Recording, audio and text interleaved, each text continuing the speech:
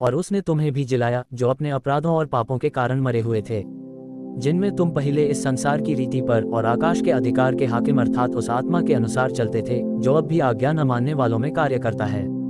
इनमें हम भी सब के सब पहले अपने शरीर की लालसाओं में दिन बिताते थे और शरीर और मन की मनसाएं पूरी करते थे और लोगों के समान स्वभाव ही से क्रोध की संतान थे।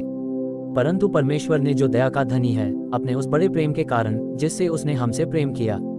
जब हम अपराधों के कारण मरे हुए थे तो हमें मसीह के साथ जिलाया। अनुग्रह ही से तुम्हारा उद्धार हुआ है और मसीह यीशु में उसके साथ उठाया और स्वर्गीय स्थानों में उसके साथ बैठाया, कि वह अपनी उस कृपा से जो मसीह यीशु में हम पर है आने वाले समयों में अपने अनुग्रह का असीम धन दिखाए। क्योंकि विश्वास के द्वारा अनुग्रह ही से तुम्हारा उद्धार हुआ है, और ये तुम्हारी ओर से नहीं वरन परमेश्वर का दान है, और न कर्मों के कारण, ऐसा न हो कि कोई घमंड करे। क्योंकि हम उसके बनाए हुए हैं और मसीह यीशु में उन भले कामों के लिए सृजे गए जिन्हें परमेश्वर ने पहले से हमारे करने के लिए तैयार किया।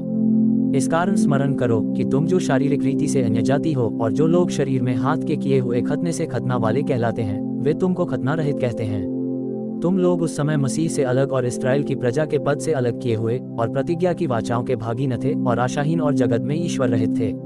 पर अब तो मसीह यीशु में तुम जो पहले दूर थे मसीह के लोहू के द्वारा निकट हो गए हो, क्योंकि वही हमारा मेल है जिसने दोनों को एक कर लिया और अलग करने वाली दीवार को जो बीच में थी ढा दिया,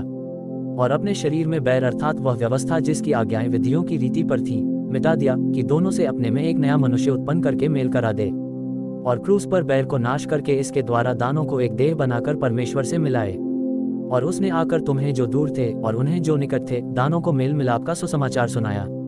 क्योंकि उसी के द्वारा हम दोनों की एक आत्मा में पिता के पास पहुंच होती है।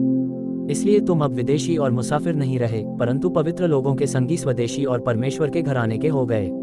और प्रेरितों और भविष्यद्वक्ताओं की नेव पर जिसके कोने का पत्थर मसीह यीशु आप ही है बनाए गए हो, जिसमें सारी रचना एक साथ मिलकर प्रभु में एक पवित्र मंदिर बनती जाती है,